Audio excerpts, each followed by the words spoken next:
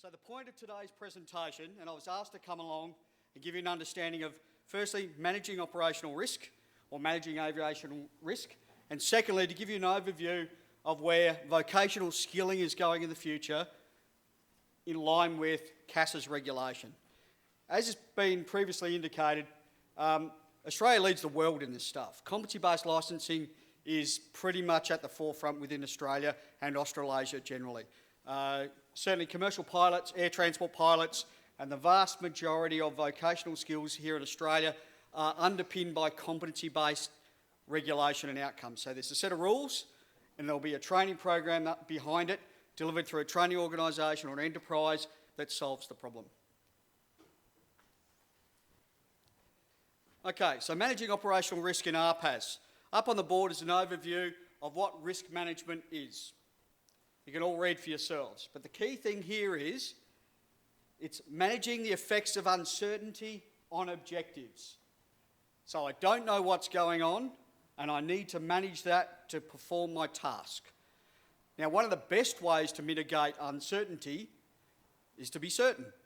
So that's why a training and an education program aligned to RPAS and the rules goes a long way, as previously indicated by my colleague in insurance, in solving your risk problem. If you have an operational risk which may potentially damage your reputation, your business, somebody's head when it falls on it, the training and education pathway that you can adopt or modify or adjust inside your own organisation helps mitigate and manage that risk. Hopefully. So the organisation I work for, Australian Industry Standards, we're a skills service organisation. We work with industry. In this case, I'm here representing the Aviation Industry Reference Committee, which has a number of organisations in this room represented on it. And what they do is they make decisions on future skilling requirements for Australia for both flight and ground operations. Their work ends up in a training package, which is then published online on training.gov.au. If you write nothing down out of today's presentations, write down training.gov.au. The reason I say that, there's product available for you that is free for use and downloadable, and you can adopt into your procedures, and the codes, there's 2 codes on the board there, which you can adopt at least as a benchmark to perform your task. So the first one up there is a unit of competency known, implement aviation risk management processes. For those who've been around industry and the corporate world for a while, know what risk management is. It is a formalised process to mitigate the effects of uncertainty. Like everybody else, I'm throwing this thing at the floor. What it does though, it gives you a step-by-step guide to work through a risk management process. It is very simple, it is written in layman's language, it's not a legal document. It's written in Word, you can download it as a PDF, and at the back end of it, for those training organisations, would be the assessment requirements. How would I be deemed competent to perform this task? But if I didn't go through a training organisation and I had no idea what it was, I would at least have an operational standard, which by the way was benchmarked against CASA's safety management system and industry and international benchmarks, which then can be used for free inside my organisation as an exemplar of how I'm managing risk for my RPAS.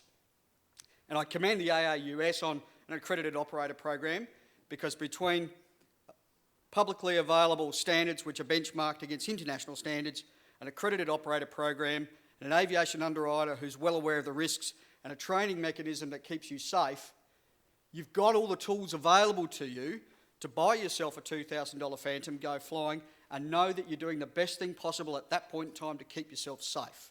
And not just yourself, everyone around you in your 400-foot bubble, because you're not allowed to go beyond line of sight yet. And let's talk about that. Okay, so training.gov.au is where to find it. The AVI is the Aviation Training Package. There's some cool stuff coming though, and this is where this particular forum is critical in being able to provide your future skilling solutions going forward. So at the moment there's a handful of registered training organisations, and there's a few here today, HBR and UAV Air, etc., who deliver the Cert 3 in remote pilot. However, the Aviation Industry Reference Committee and CASA have all identified that that is not enough for us to take the industry forward. So the Aviation Industry Reference Committee has indicated through us, and we write a very nice business case and a work plan, that is about to be submitted to government to say, hey, the industry needs new skills. And the new skills are, wherever possible, aligned to the regulatory framework. So whatever goes inside Part 101 that says, thou shalt do this, from CASA's perspective, myself and the other team of good fairies reverse engineer the rules and design work standards, basically training and assessment documents, so you can actually use the rules and put them into practice. Now, up on the board is an indication of what's coming. So we are proposing that in 2017-2018, we'll be developing a suite of training package products that will address those skilling areas. Now, even though it says operations beyond VLOS, maintenance controller, etc., what it actually means is, how do I take an aircraft over the horizon safely? What are all the bits and pieces I need to know and do to do that task? And that may well mean a significant expansion. I'm telling you now, there will be a significant expansion of the skills and knowledge that will be required to safely operate large-scale aircraft. And in fact, there's capabilities at 25 kilos are capable of going certainly beyond your visual line of sight to do that. So, visual line of sight, maintenance controller, because as we all know, your machine is as only good as the maintenance you put into it.